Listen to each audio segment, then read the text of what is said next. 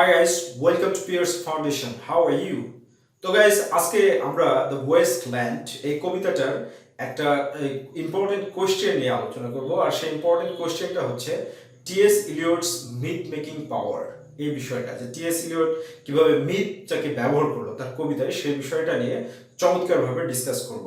Believe me, লেকচারটা পুরো শোনো, পুরো কনসেপশন তোমার ক্লিয়ার হয়ে যাবে by the grace of omnipotent almighty Allah সুবহানাহু ওয়া তাআলা। তো দেখো এখানে বিষয়টা কি যে টিএস ইলিয়ট আসলে এই মিথোলজিতে চারটা ঘটনার উল্লেখ করেছে। কেন উল্লেখ করেছে এটা আগে বুঝে নিই। উল্লেখ করার পিছনে কারণ হচ্ছে দুইটা। এক নম্বর হচ্ছে সেলফ ডিফেন্স, কারণ কি তিনি যেভাবে ওয়েস্টল্যান্ডার্সদেরকে সমালোচনা করেছেন, যদি মিথোলজির রেফারেন্স না দিতেন, লিজেন্ডারি রেফারেন্স না দিতেন, তাহলে কিন্তু হয়তো তাকে অ্যারেস্টেড হতে হতো। পলিটিক্যাল পাওয়ারকে যেভাবে তিনি সমালোচনা করেছেন, অ্যারেস্টেড হতে হতো। সেলফ ডিফেন্স একটা বিষয়। আর দ্বিতীয় বিষয় যেটা, সেটা হচ্ছে barrenness, futility, destruction and decay of modern civilisation. এই জিনিসটাকে উপস্থাপন করার জন্য তিনি এই মিথোলজিটা ব্যবহার করেছেন বা মিথটা ব্যবহার করেছেন। আর টিএস ইলিয়ট এই মিথটা নিয়েছেন মূলত দুইটা সোর্স থেকে। কয়টা সোর্স থেকে নিয়েছেন? দুইটা সোর্স থেকে, দুইটা বই থেকে। একটা বই হচ্ছে sir James ফ্রেজার্স the golden ball, এই বই একটা। আর দ্বিতীয় যেটা, সেটা হচ্ছে মিস ওয়েস্টার্নস রিচুয়াল টু রোমান্স, এই বই থেকে নেওয়া হয়েছে। তাহলে এই দুইটা বই থেকে মোটামুটি এখানে যে লিজেন্ডের বিষয়, এখানে টোটালি চারটা লিজেন্ডস রয়েছে বা মিথ রয়েছে। প্রথম যেটা, সেটা হচ্ছে স্যার জেমস ফ্রেজার্স দ্য গোল্ডেন বউ, এই বই থেকে যে মিথটা নিয়েছে বা লিজেন্ডটা নিয়েছে, সেটা হচ্ছে কাল্টিভেশন রিচুয়ালস। এই বিষয়টা কাল্টিভেশন রিচুয়ালস, এই সিগনিফিকেন্সটা দ্বারা আসলে তিনি কি বুঝিয়েছেন, আর কাল্টিভেশন রিচুয়ালস এই মিথটা কিসের সাথে সম্পৃক্ত? এই মিথটা সম্পৃক্ত হচ্ছে ফার্টিলিটির সাথে। কিসের সাথে সম্পৃক্ত? ফার্টিলিটির সাথে। জীবনকে যদি সুন্দর করতে চাও, সমাজকে যদি সুন্দর করতে চাও, চমৎকার করতে চাও, তাহলে ধর্মীয় আচার অনুষ্ঠানের বাইরে তুমি কখনো যেও না। যদি ধর্মীয় আচার অনুষ্ঠানের বাইরে চলে যাও, তাহলে সমাজ ধ্বংস হয়ে যাবে, জীবন ধ্বংস হয়ে যাবে। এই বিষয়টা মাথার মধ্যে রাখতে হবে। আর এই মিথোলজিটার ঘটনাটা তিনি কিভাবে দেখিয়েছেন দেখো, যে ভেজিটেশন গড, এই মিথোলজিতে বা এই লিজেন্ডারিতে যেটা ব্যবহার করা হয়েছে এই মিথটাতে, সেটা হচ্ছে ভেজিটেশন গড। তার নাম হচ্ছে অসআইরিস, OSIRIS, অসআইরিস। এই অসআইরিস হচ্ছে ভেজিটেশন গড। তো কি হয়েছে, গলতিতে স্টোরের সাথে এই ভেজিটেশন গডকে চাপা দিয়ে ফেলা হয়েছে, মাটিতে পুঁতে দেওয়া হয়েছে। আর এই ভেজিটেশন গডই কি হয়েছে, আবার মাটি থেকে নতুন একটা গাছ আকারে বের হয়েছে, ফার্টিলিটি আকারে বের হয়েছে। এই এই এই মিথটা, এই সংক্ষিপ্ত ঘটনা থেকে টিএস ইলিয়ট আসলে এইটা বোঝাতে চেয়েছেন, যে এই মিথোলজিটা থেকে তিনি এইটা বোঝাতে চেয়েছেন যে তুমি যদি এই পৃথিবীতে রিবাত অর্জন করতে চাও, তোমার আত্মার স্পিরিচুয়াল ফ্লোট চাও, তাহলে অবশ্যই তোমাকে রিচুয়াল কাল্টিভেশন করতে হবে। কাল্টিভেশন রিচুয়ালস, রিচুয়াল শব্দের অর্থ হচ্ছে ধর্মীয় আচার আচরণ অনুষ্ঠান। তোমাকে ম্যানার বেসড হতে হবে, তোমাকে ধর্মের প্রতি আকৃষ্ট হতে হবে। তুমি যদি ধর্মের প্রতি আকৃষ্ট না হও, তাহলে কখনোই তুমি সমাজ ব্যবস্থাকে সুন্দর করতে পারবে না, চমৎকার করতে পারবে না। তুমি যদি সেক্সের মেকানিজম রিলেশনশিপের দিকে আকৃষ্ট হও, তাহলে কি ঘটনাটা ঘটবে তার পরবর্তী মিথগুলোতে টিএস ইলিয়ট খুব সুন্দরভাবে উপস্থাপন করেছেন। এবার Miss Weston's from ritual to romance, এখান থেকে তিনি দুইটা মিথে ব্যবহার করেছেন। একটা হচ্ছে হলি গ্রেল, আর একটা হচ্ছে দ্য ফিশার কিং। এই দুইটা স্টোরি। আসলে হলি গ্রেলটা কি? হলি গ্রেল এর সিম্বলিক মিনিং হচ্ছে, আসলে এই গল্পটা থেকে যেটা, সেটা হচ্ছে যে জেসাস ক্রাইস্ট তার যে শেষ সাপারটা করেছিল, রাতের খাবারটা খেয়েছিল তার শিষ্যদের সাথে, অনুসারীদের সাথে, সেই খাবারটাই যে প্লেট বা কাপ ব্যবহার করা হয়েছিল, এই গল্পটাই আসলে হলি গ্রেল। আর যখন জেসাস ক্রাইস্টকে ক্রুসিফাইড করা হয়েছিল, তখন কি করা হয়েছে, যে তার রক্তটা এই কাপ বা প্লেটের মধ্যে সংরক্ষণ করে রাখা হয়েছিল।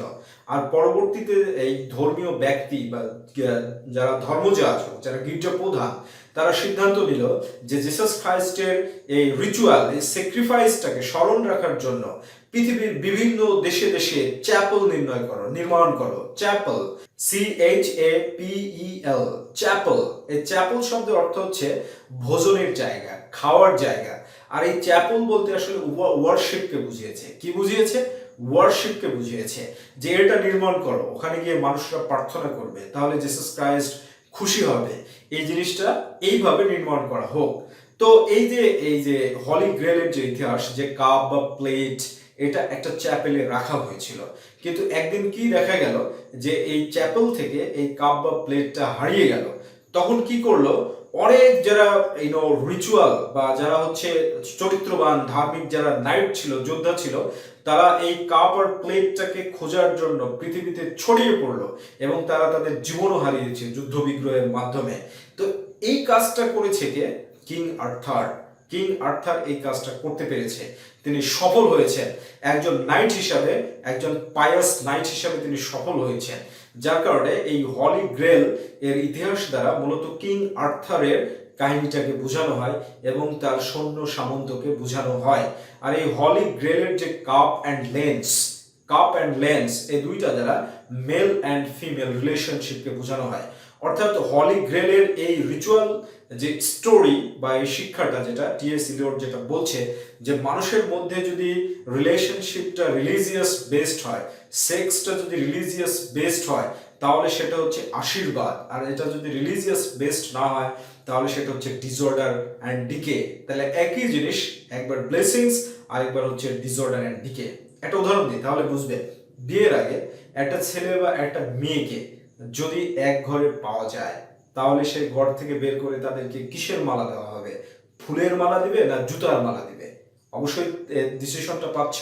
এই একই ছেলে মেয়েকে যদি ধর্মীয় আচার আচরণ, সামাজিক আচার আচরণ, পারিবারিক আচার আচরণ এটা মেনটেন করে যদি বিয়ে দেওয়া হয়, তাহলে তারা যদি এক ঘরে না থাকে বিয়ের পরে, তখন কি কি তিরস্কারের মালা দিবে না? এটাই হচ্ছে ব্যাপার। তার মানে হচ্ছে এই ওয়েস্ট ল্যান্ডার্সদেরকে বোঝাচ্ছেন এখন সারা পৃথিবীটাই ওয়েস্ট ল্যান্ড হয়ে গিয়েছে। টিএস ইলিয়ট তো যখন 20th সেঞ্চুরিতে লিখেছেন, তখন মূলত ইংল্যান্ডকে বুঝিয়েছেন। বাট নাওএডেজ এখন সারা পৃথিবীতেই এই সারা পৃথিবীটা একটা ওয়েস্ট ল্যান্ডে পরিণত হয়েছে। কোথায় প্রস্টিটিউশন নেই, কোথায় মেকানিক্যাল সেক্স রিলেশনশিপ নেই, কোথায় উইমেন ট্রাফিকিং নেই, কোথায় নেই? Can you believe it? এখন সারা পৃথিবীটাই ওয়েস্ট ল্যান্ডে পরিণত হয়েছে। তাহলে হলি গ্রেলের এই শিক্ষা যেটা, সেটা হচ্ছে King Arthur is a mighty king who can rescue the waste land. কারণ কাপ অ্যান্ড প্লেট যখন চুরি হয়ে গেল, তখন সেটা ওয়েস্ট ল্যান্ডের সিম্বল, আর সেখানটাকে বাঁচালো কে? King Arthur. তাহলে হলি গ্রেলের এই গল্পটা দ্বারা মূলত কি বোঝানো হচ্ছে, যে একটা ওয়েস্ট ল্যান্ডকে বাঁচানোর জন্য একজন পায়াস নাইট প্রয়োজন। আর যার কারণে লন্ডন 1802তে উইলিয়াম ওয়ার্ডসওয়ার্থ কি করেছে? মিল্টনকে ডেকেছে। কারণ ওয়ার্ডসওয়ার্থের মতে মিল্টন হচ্ছে কিং আর্থারের মতো একজন নাইট, একজন পিউরিটান লিডার, একজন পায়াস পারসন। তাহলে এখান থেকে আমরা যেটা দেখতে পাচ্ছি, যে প্রথম নাম্বার কাল্টিভেশন রিচুয়ালস, সেখান থেকে ফার্টিলিটিকে বোঝানো হচ্ছে। আর এই কিং আর্থারের এই মিথটা থেকে বোঝানো হচ্ছে উদ্ধার করাকে বা ডিফেন্ড করাকে। ওকে, এবার 3 নম্বর যে মিথটা এখানে ব্যবহার করা হয়েছে, সেটা হচ্ছে দ্য ফিশার কিং। এই দ্য ফিশার কিং থেকে আসলে কি বুঝতে পারছি? ফিশার কিং একজন রাজা।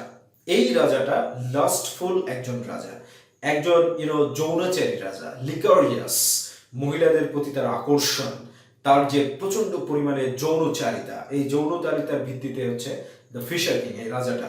এবং সে এত পরিমাণে নারী সঙ্গ উপভোগ করেছে যে সে অসুস্থ হয়ে গিয়েছে। আর তার অসুস্থতার নামটা হচ্ছে ইম্পর্ট্যান্ট, IMPONENT। এই ইম্পর্ট্যান্ট শব্দের অর্থ হচ্ছে খোঁজা হয়ে যাওয়া, পুরুষত্ব হারিয়ে ফেলা, এটা হয়ে গিয়েছে। এবং দ্বিতীয় একটা স্টোরি থেকে এটা পাওয়া যায় যে এই রাজার যে সোলজার্সরা ছিল, এরা নাউন্সদেরকে, চ্যাপেলের যে নাউন্সরা থাকে, চ্যাপেলের যে সন্ন্যাসী মহিলারা থাকে, সেই সন্ন্যাসী মহিলাদেরকে তারা কি করেছিল? ধর্ষণ করেছিল। যার কারণে এই ফিশার কিং এর এই অসুখ এবং তার এই এই যে ভূমি, তার দেশ, এটা ওয়েস্ট ল্যান্ডে পরিণত হয়েছিল। আর যার কারণে সে এই ফিশার কিং অপেক্ষা করছে যে কিং আর্থারের মতো কোনো একজন নাইট এসে তার দেশটাকে রক্ষা করবে, তার দেশটাকে উদ্ধার করবে, তার দেশটাকে স্টেরিলিটি থেকে ফার্টিলিটির দিকে নিয়ে যাবে। এই ছিল পয়েন্ট অফ ভিউ, এই ছিল কনসেপশন। কিন্তু আসলে এই বিষয়টা থেকে আসলে লিঙ্কটা কি দেখিয়েছেন টিএস ইলিয়ট এখানে। টিএস ইলিয়ট এই জায়গাতে এই যে দ্য ফিশার কিং, এই রাজার যে দেশ, সেই দেশটা দ্বারা বুঝিয়েছে the wasteland, that means the contemporary England. আর বর্তমানে যদি তুমি বলো তাহলে সারা পৃথিবী, তাহলে রাজার দেশ হচ্ছে কন্টেম্পোরারি ইংল্যান্ড, দ্য ওয়েস্টল্যান্ড, আর বর্তমানে হলে সারা পৃথিবী। আর এই যে রাজার যে অসুস্থতা, এই অসুস্থতার সিম্বলিক মিনিং হচ্ছে সিক হিউম্যানিটি, মানবতার অসুস্থতা। তাহলে গল্পটা বুঝতে পারছো? তাহলে কিং আর্থারের মতো কেউ আসলেই আমাদেরকে উজ্জীবিত করতে পারবে, কিন্তু আমরা নিজেরাই উজ্জীবিত হতে পারি, রিবার্থ নিতে পারি। এই জন্য কিন্তু কবিতার শুরুতে একটা ফ্রেজ দিয়ে টিএস ইলিয়ট কবিতাটা শুরু করেছে, April is the cruellest month. April কেন ক্রুয়েলেস্ট হবে ভাই? কারণ এপ্রিল বলতে বসন্তের দ্বিতীয় মাসকে বোঝানো হয় গ্রেট ব্রিটেনে। তাহলে বসন্তের দ্বিতীয় মাস বলতে তো রিবার্থ।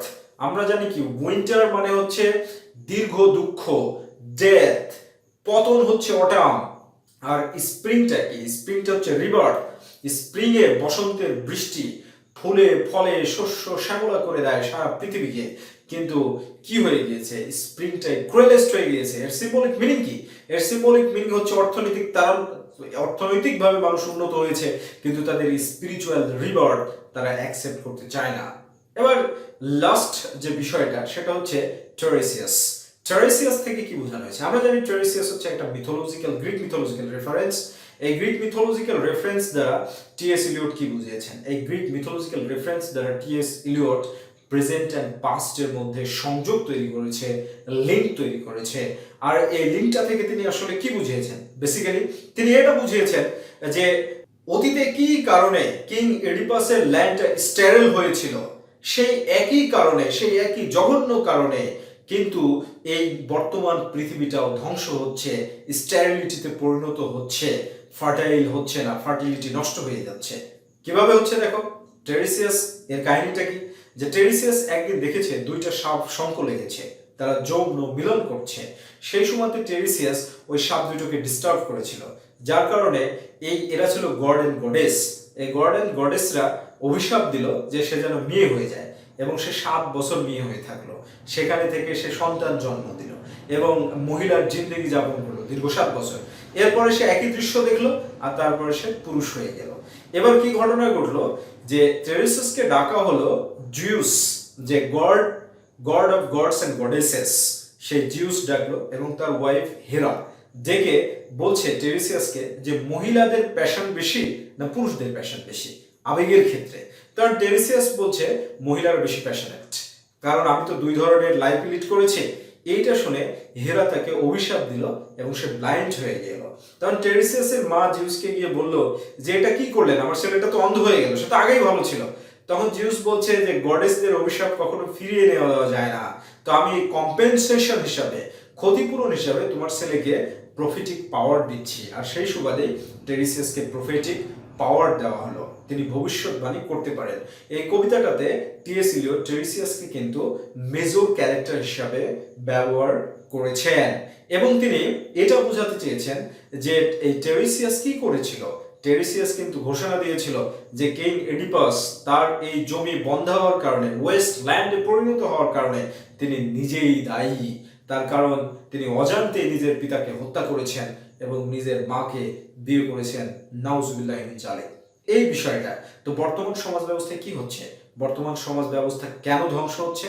কারণ এর জন্য মানুষেরা দায়ী, পুরুষরা দায়ী, নারীরা দায়ী। যতদিন পর্যন্ত এই মেকানিক্যাল সেক্স রিলেশনশিপ, লাস্টফুল লাভ, করাপশন, পলিটিক্যাল পাওয়ার, এগুলো যতদিন পর্যন্ত বন্ধ না হবে ততদিন পর্যন্ত এই পৃথিবীতে ওয়েস্ট ল্যান্ডের রিপিট হতে থাকবে। আর এখন সারা পৃথিবীটাই ওয়েস্ট ল্যান্ডে পরিণত হয়ে গিয়েছে। আই হোপ এই গল্পগুলো তোমাদের কনসেপশন পুরোটাই ক্লিয়ার করে দিবে। আর এই গল্পটাই যদি সুন্দরভাবে লিখে দাও, I challenge you will get at least 8 marks in this question. Have a good day.